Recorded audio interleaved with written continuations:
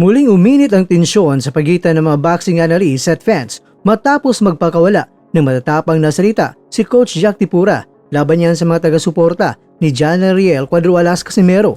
Sa isang viral na payag, hindi nagpigil si Tipura sa pagpuna sa mga umaasa sa panalo ng Pinoy laban yan kay Luis Nery.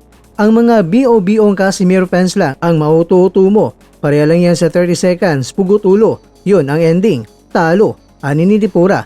Ang banat na ito ay tumutukoy sa mga nakarang pangako ni Casimero na tatapusin ang kanyang mga laban sa loob lamang ng ilang segundo o minuto na ayon kay Tipura ay isang paraan lamang ng pag-uuto sa mga fans. Naniniwala ang coach na magiging katulad lamang ito ng mga nakarang kabiguan ni Casimero na kung saan hindi natupad ang mga malalaking salita nito sa loob ng lona. Dahil dito, nahati ang reaksyon ng boxing community. Maraming nagagalit sa direktang pagtawag ni Tipura sa mga fans na BOBO habang ang ilan naman ay sumasang-ayon na kailangan magpakita ng higit na disiplina at resulta itong si Casimero kaysa sa puro salita lamang.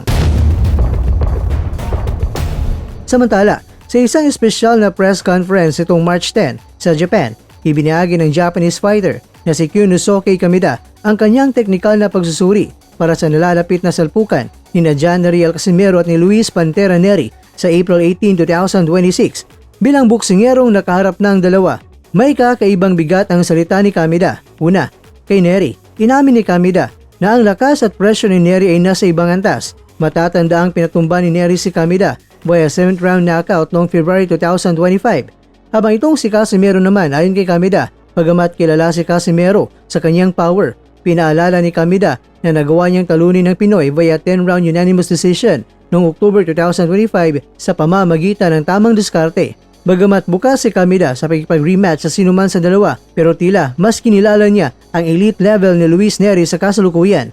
Ang laban nito ay bahagi ng 3 araw na Psycho X-Lash event sa Kyrgyzstan, kung saan si Kyunosuke mismo ay sasabak din sa April 17 para sa WBA Gold Featherweight title. Laban niyan kay Adrian Robledo. At higit sa lahat, sinabi ni Kameda na knockout ang sasapitin ni Casimero sa kamay ni Nery. Samantala, opisyal na ang kautusan mula sa World Boxing Organization. Kailangang depensahan ni Manuel Vaquero Navarrete ang kanyang International Boxing Federation at World Boxing Organization Junior Lightweight World Titles. Laban niyan sa Pinoy Pride na si Charlie Suarez sa isang inaabangang rematch.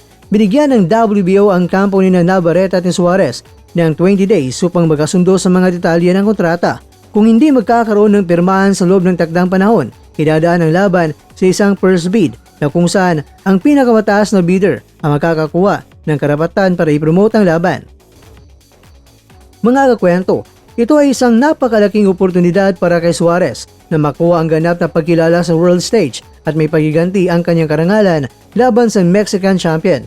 Inaasahan ng mga boxing pundits na maging isa ito sa pinakamalaking laban ngayong taon para sa Philippine boxing, kasabay ng mga krusyal na laban nina Marlon Tapales, John Ariel Casimero at kay Mark Magnifico Magsayo.